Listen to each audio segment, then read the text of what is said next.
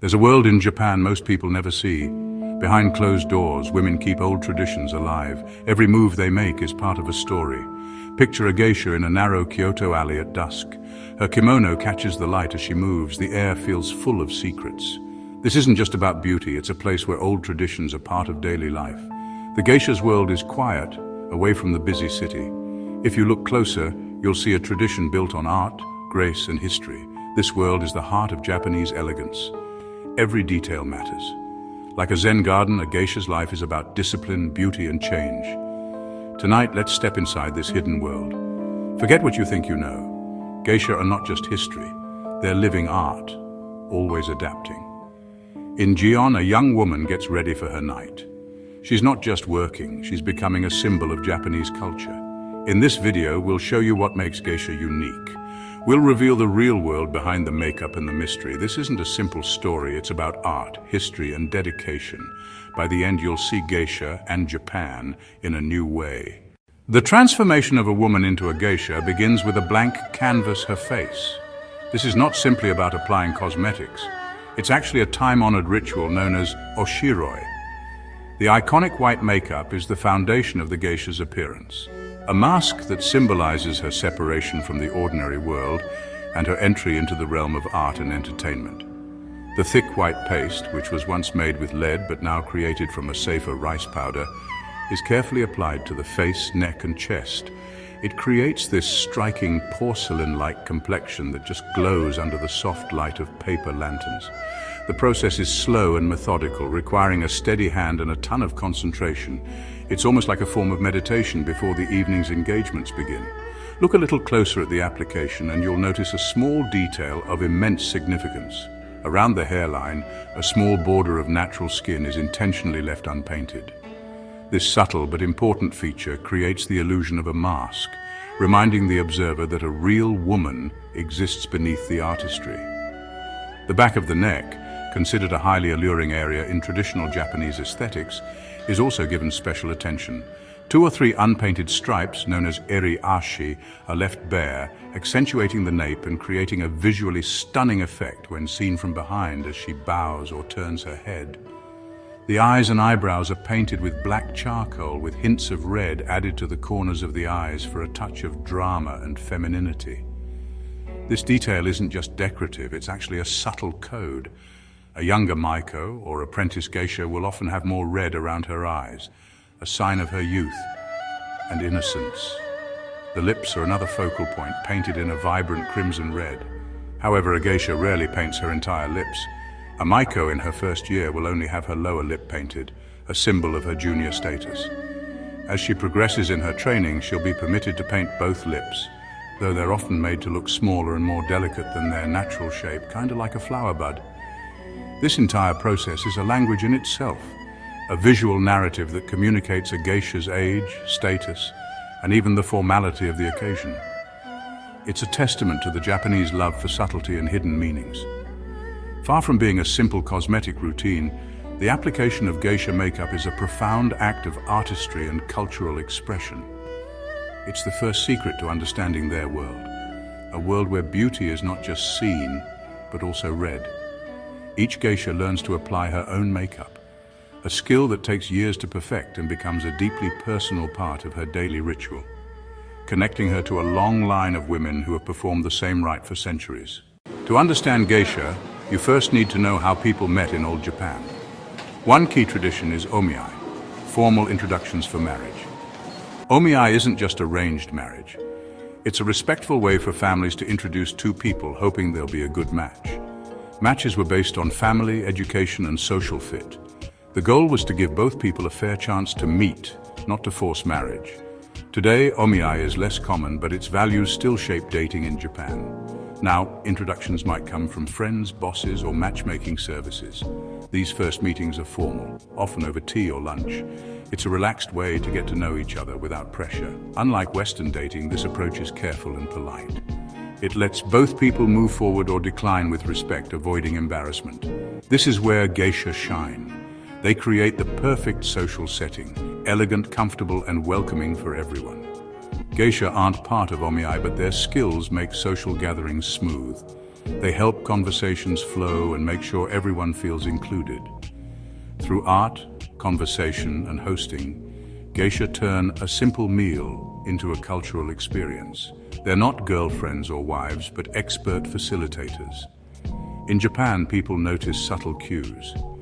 Geisha are masters at reading the room and knowing just what to do or say. That's a big part of their art. Their skills are valued in business and social life, giving us a glimpse into the deeper ways people connect in Japan.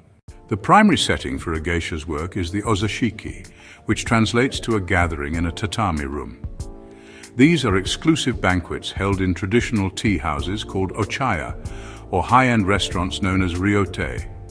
The guests are often influential business executives, politicians, or esteemed clients who are looking for an evening of sophisticated entertainment and refined culture.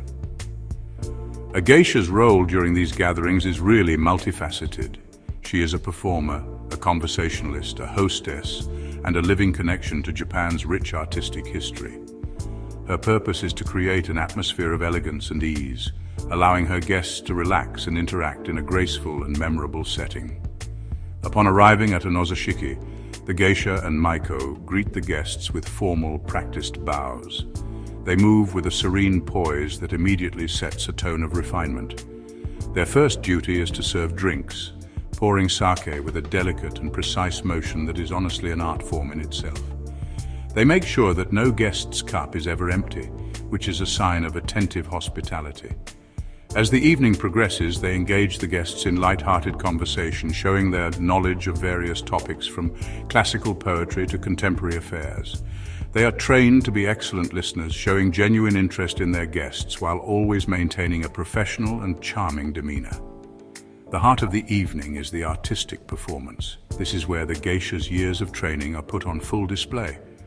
She might perform a classical dance using a fan or other props to tell a story of love, nature, or history. The dance is slow, subtle, and full of symbolic gestures. She may also play the shamisen and sing traditional kuta songs with their melancholic or playful melodies filling the room. These performances aren't just background entertainment, they are really the main event, a cultural marvel that transports the guests to another era. The artistry is intended to be appreciated for its beauty, skill, and deep cultural roots. Beyond the formal performances, geisha are also masters of creating a fun and interactive atmosphere through traditional party games. These games, known as ozashiki asobi, are often simple and playful, designed to break the ice and encourage laughter and camaraderie among the guests. One popular game involves a playful version of rock, paper, scissors set to music, where the loser has to take a drink. Through these activities, the geisha demonstrates her ability to be both an elegant artist and a charming entertainer. Her presence transforms a simple dinner into an unforgettable experience, a journey into the flower and willow world where grace and artistry reign supreme. One of the biggest misunderstandings about geisha is the confusion of their role with that of courtesans. This misconception, which has been mostly perpetuated by Western interpretations and historical confusion, honestly couldn't be further from the truth. Geisha are not prostitutes, they are highly skilled artists and entertainers. The Japanese word geisha itself literally translates to art person, with gai meaning art and sha meaning person. Their profession is all about the mastery and performance of traditional Japanese arts like music, dance, and conversation. They sell their artistic talents and their skills as hostesses, not their bodies. This distinction is absolutely fundamental to understanding their respected place in Japanese society. This confusion might have started during the post-World War II period, when some Japanese women, dressing in kimono and interacting with foreign soldiers, called themselves geisha girls. These women weren't professionally trained geisha, but the name stuck in the minds of many Westerners, creating a lasting and damaging stereotype. In reality, the world of the geisha has always been separate from the world of the pleasure quarters. A geisha's training is long and arduous, focused on artistic excellence and cultural refinement. Her relationships with clients, known as dana, are complex and can involve financial patronage, but they are not based on sexual transactions. The true role of the geisha is that of a cultural preserver. In a rapidly modernizing Japan, they are the living guardians of centuries-old traditions that might otherwise disappear. Every song they sing, every dance they perform, and every ceremony they conduct is a link to Japan's rich past. They are walking libraries of cultural knowledge, having dedicated their lives to mastering arts that require immense patience and dedication. They make sure that the subtle beauty of the shamisen, the elegance of Bayo dance, and the spiritual depth of the tea ceremony continue to be practiced and appreciated in the 21st century. Today, there are only around 1,000 geisha remaining in Japan, mostly concentrated in Kyoto's Gion district. This small number makes their role as cultural custodians even more critical. They're not relics of a bygone era, but active participants in the preservation of Japan's intangible heritage. By correcting the myths and understanding their true purpose, we can see geisha for who they really are. Elite artists and respected cultural figures who embody the highest ideals of Japanese aesthetics and discipline. This truth is perhaps the most important geisha secret of all, and it's essential for anyone seeking an authentic understanding, just like you'd find in any proper Japan geisha documentary. As we stand here in 2025, the world of the geisha continues to navigate the delicate balance between tradition and modernity. While their numbers have dwindled, their cultural significance has in many ways grown even stronger. In an age of digital distraction and fleeting trends, the geisha represents something enduring, a commitment to artistry, discipline, and a slower, more mindful way of life. They're a powerful symbol of Japan's ability to preserve its unique cultural identity while still embracing the future. Their legacy is not one of stagnation, but of resilience, proving that ancient arts can still hold profound meaning in our contemporary world.